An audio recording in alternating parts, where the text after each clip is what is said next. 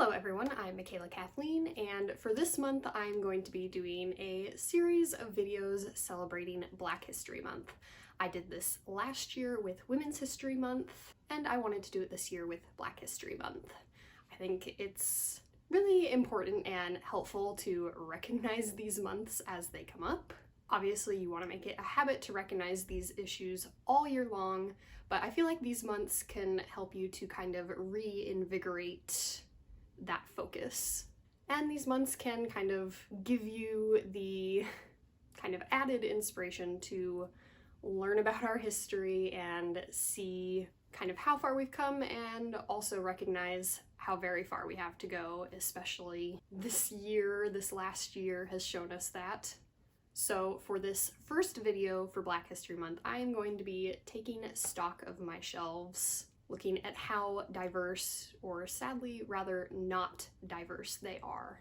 And upon evaluating how much better my shelves could be in this area, kind of giving me the inspiration to try harder to focus on what books I'm buying. So yeah, most of my videos this month are not going to be so much about me talking about this subject and more about me trying to listen and learn more and encourage others to do the same, because I don't feel like I am the voice that is needed for this topic. I think it's kind of more so my job to listen and to learn and to just encourage others to do the same, rather than try to educate others myself.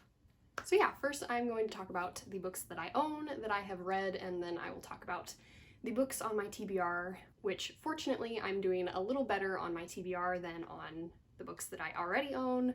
So I've already been kind of focusing on this and trying to improve it, and hopefully will continue to do so. So I counted up all of my books, and I only counted series as one book, but if I had multiple books from one author, I did count each of those books. And I own 114 books. And of those 114 books, only 3 are by Black authors. And I am going to be exploring how diverse my books are with more than just Black authors. I want to take a full stock of my shelves here. So I'm going to be looking at all of my books that offer diverse points of view. But yeah, these books represent just 2% of my shelves, so obviously I could be doing much better.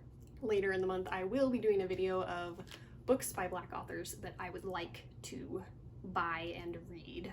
I think this is important to educate myself, to support all kinds of authors, to have the representation on my shelves, and honestly just to discover all kinds of stories. I love stories, and so I want to make sure that I'm not just having this narrow focus. But to talk about the 3 books, because I do want to be recommending some books in this video. I like all the books that I'm going to be recommending. I don't keep books if I don't like them. I feel like that would be very fake of me to do, I guess. It would be like I'm just doing it for the brownie points if I don't like the books and I'm keeping them, which is not what this is about at all. This is just me trying to, hold myself accountable and also to encourage others to do the same.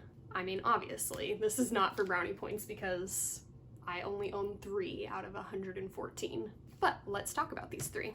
So the first one is Let's Talk About Love by Claire Kann, which also has good LGBTQIA+ representation. I don't know if the author herself falls on the spectrum at all, but the main character is asexual, which is a part of LGBTQIA+ representation that we don't get very often, and the whole story is kind of revolving around that topic, so it does have good representation there as well. And then I have Towers Falling by Jewel Parker Rhodes, which if you go watch my 2020 wrap-up and the wrap-up from the month that I read this was not my favorite book, but I do think it would be really good for kids to read, and so that's why I kept it, because I do have kids in my life. So even though it was kind of on the younger and more simplistic side for me, I did like it for various reasons.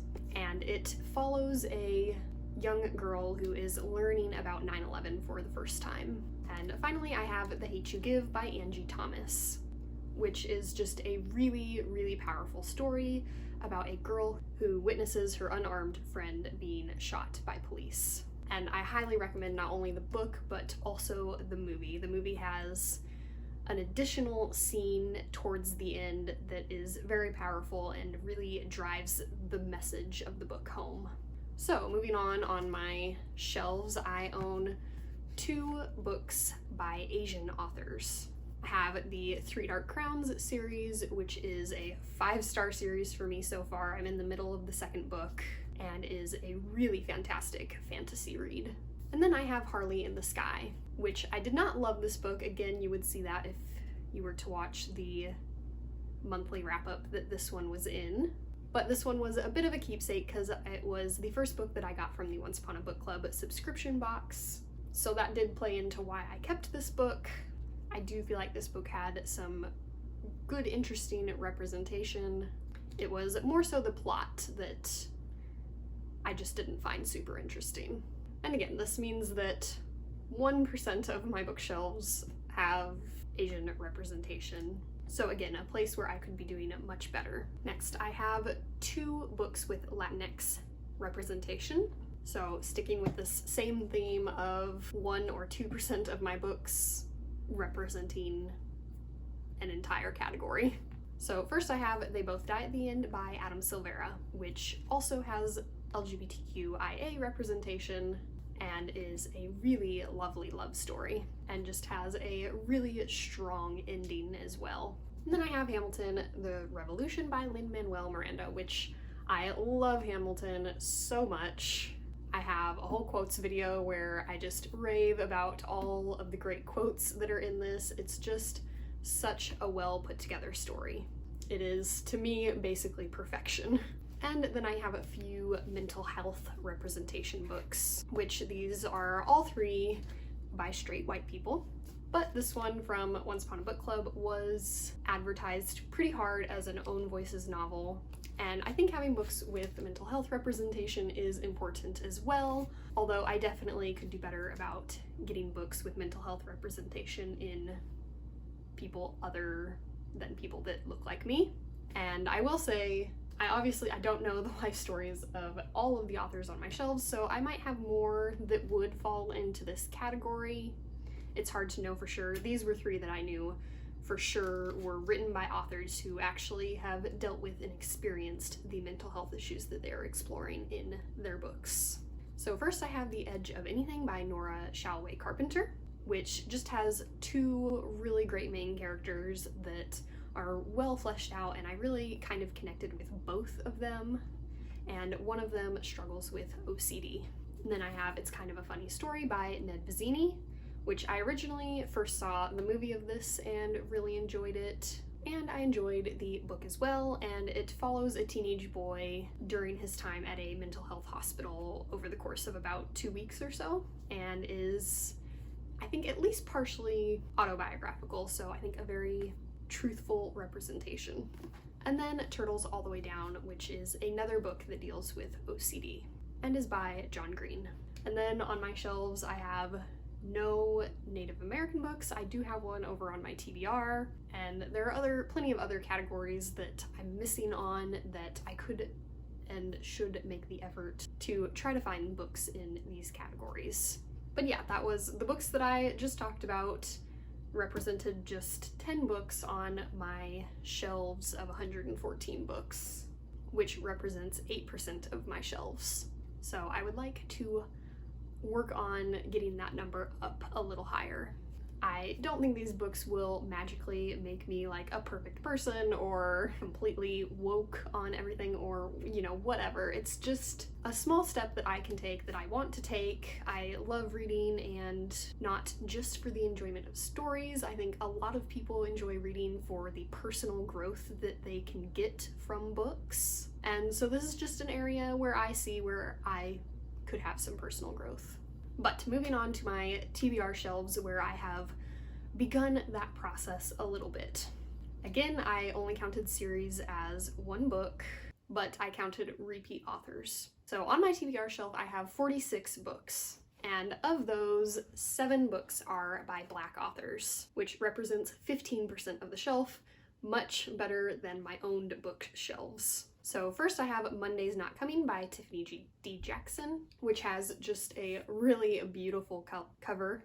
I love the bright red, but this follows a teenage girl whose friend named Monday has gone missing, and how she seemingly is the only one who cares that her friend has gone missing. So it sounds like an interesting concept. Mystery thrillers are not always my cup of tea, but I am very much looking forward to this one.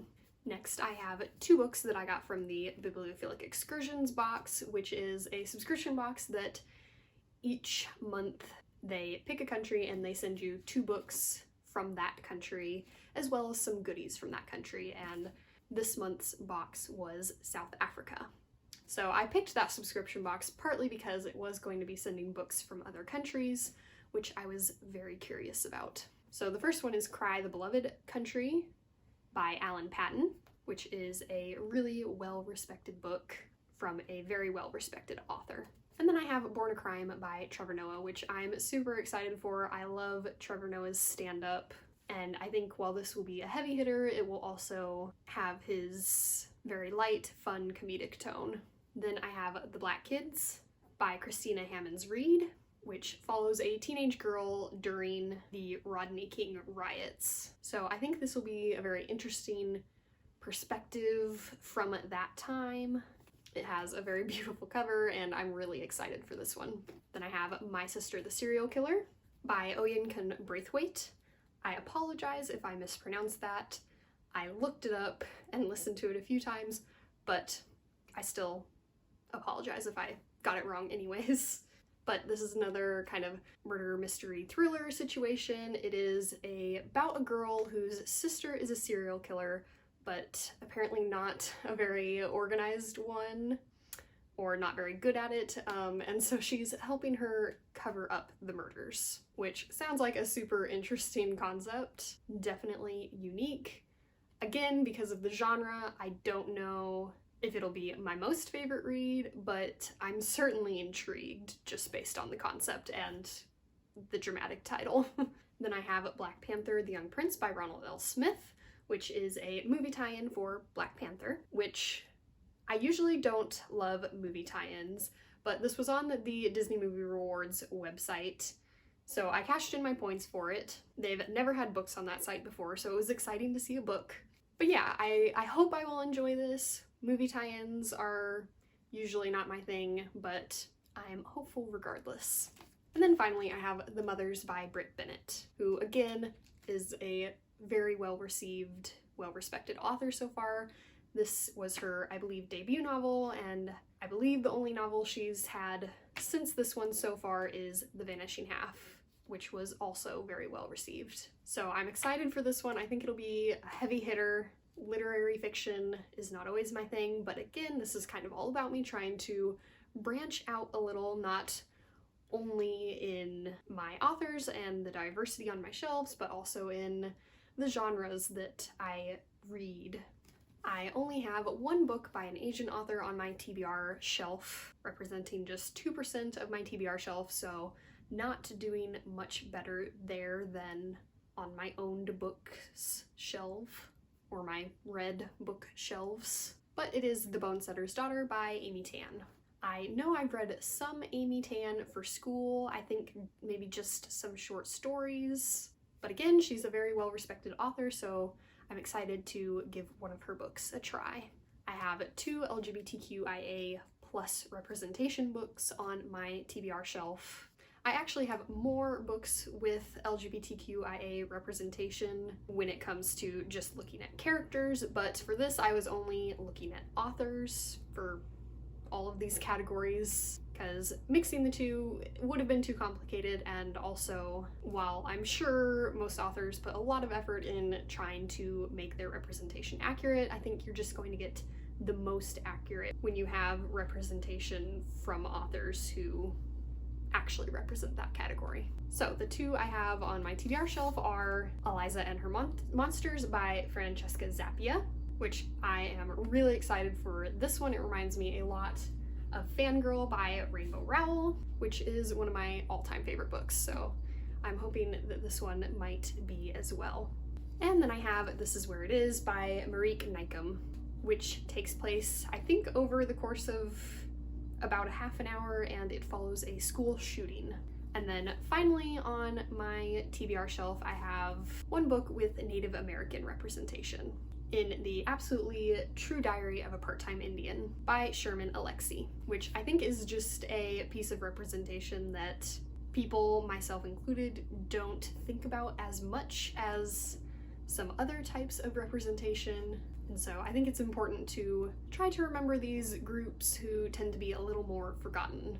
I also have a handful of translated works on my TBR and my regular shelves from like Iceland and Sweden. So it's also always nice to have representation from places other than just America. It's nice to learn a little bit about other places in the world. And so yeah, this was just kind of me seeing what I have and kind of making the resolution to make the effort to try to keep my books a little more diverse. On my TBR shelf, I talked about a total of 9 books here out of 46, representing 19% of my TBR shelf. So again, my TBR shelf is a little bit better than my regular bookshelves, and I hope to keep that up and keep that trend going.